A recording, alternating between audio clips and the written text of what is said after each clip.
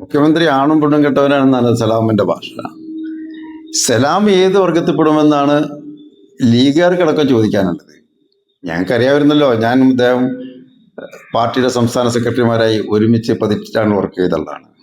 അദ്ദേഹത്തിന്റെ നാട്ടിലിനെ അദ്ദേഹം ഒരു ആണും പെണ്ണും കെട്ടവനാണെന്ന അഭിപ്രായമുണ്ട്. സത്യം പറഞ്ഞാലേ ആ പെൺകുട്ടികളുള്ള വീട്ടിൽ കയറ്റാൻ കൊള്ളാത്തവൻ എന്ന് പറയാറുണ്ട്. ആൺകുട്ടികളുടെ വീട്ടിലും കയറ്റാൻ കൊള്ളാത്തവനാണ് ഈ സലാം. അതാ നാട്ടുകാർക്ക് മുഴുവൻ അറിയാം, പാർട്ടിയിലും അറിയാം അതൊക്കെ.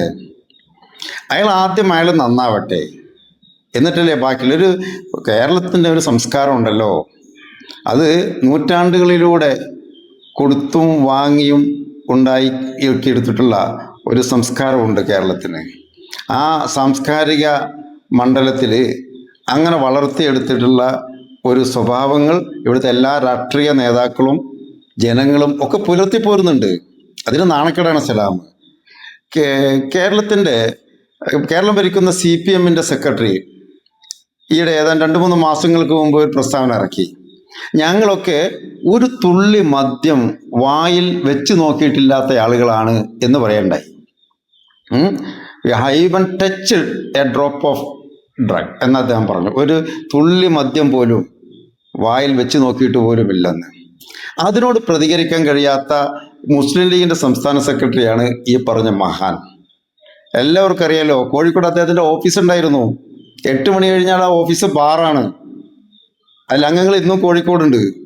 അദ്ദേഹത്തിനെ കോഴിക്കോട്ട് നിന്ന് തിരൂരങ്ങാടിയിലേക്ക് കാറിൽ കൊണ്ടാക്കാൻ അന്ന് ക്യൂ നിൽക്കുകയാണ്. കാരണം കാറിൽ വെച്ച് വെള്ളമടിക്കാൻ വേണ്ടി. ഈ പറയുന്ന വ്യക്തിയാണ് ഇത്ര മോശമായ പ്രയോഗം നടത്തുന്നത്. അത് ആ പാർട്ടിക്ക് കേടാണ്. മഹത്തായ ആശയങ്ങളുമായി രൂപം കൊടുത്ത ഒരു നല്ല ജനതയുടെ പാർട്ടിയായിരുന്നു അത്. അതിനെ ഇങ്ങനെയുള്ള ആളുകളെ കൊണ്ട് നശിപ്പിച്ചു വെച്ച്. അദ്ദേഹം തന്നെ അന്ന് വേറെ പ്രസ്താവന ഉണ്ടായിരുന്നല്ലോ, ലീഗിനെ പിരിച്ചുവിടണമെന്നാ. ലീഗ് പിരിച്ചുവിടണമെന്ന് പറഞ്ഞ വ്യക്തിയാണ് ഈ വ്യക്തി. മാത്രമല്ല തുണി മാടിക്കാണിച്ച് പറഞ്ഞു, ഇനി കുഞ്ഞാലിക്കുട്ടി നശിക്കാൻ പോകുന്ന ഇതുകൊണ്ടാണ് എന്ന് പറഞ്ഞ് മാടിക്കാണിച്ചൊരിക്കുക. ഈ വ്യക്തിയാണ് കേരളത്തിൻ്റെ ആദരണീയനായ ബഹുമാന്യനായ മുഖ്യമന്ത്രിയെ കേരളത്തിലെ പ്രബുദ്ധമായ ജനത കേട്ടാൽ ഇറക്കുന്ന ഭാഷയിൽ ഈ പ്രയോഗം നടത്തിയിട്ടുള്ളത്. വളരെ മോശമാണത്. അത് ആ പാർട്ടിക്ക് തന്നെ വിനയാവും. PMCയുടെ കാര്യമൊക്കെ വേറെ കിടക്കട്ടെ. അദ്ദേഹം ആന്ധ്രയിലെ കോൺഗ്രസ് ഗവൺമെന്റ് വിമർശിക്കട്ടെ, കർണാടകയിലെ ഗവൺമെന്റ് വിമർശിക്കട്ടെ, രാജസ്ഥാനിലെ കോൺഗ്രസ്സുകാരെ വിമർശിക്കട്ടെ. അതിന് പറ്റില്ല. അതും വേണ്ട. കേരളത്തിന്റെ നികുതി പണം പിരിച്ചു കൊണ്ടുപോയിട്ട്